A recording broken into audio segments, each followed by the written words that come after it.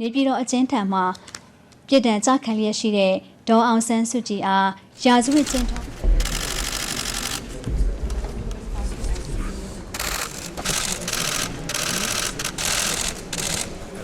ရာဇဝတ်ကျင့်ထုံးဥပဒေပုံမှန်941ပုံမှန်ခွဲ1အရ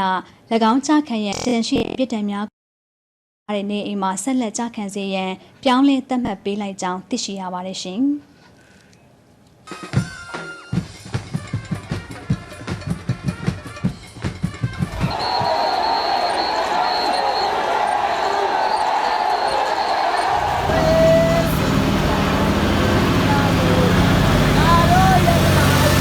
It is of the utmost importance that the court assess the situation obtaining on the ground in Rakhine dispassionately and accurately.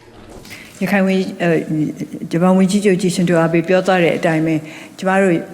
လွတ်လပ်တဲ့စုံစမ်းစစ်ဆေးရေးကော်မရှင်ဟာမှန်မှန်ကန်ကန်နဲ့တိတိကျကျတာဝန်တွေကို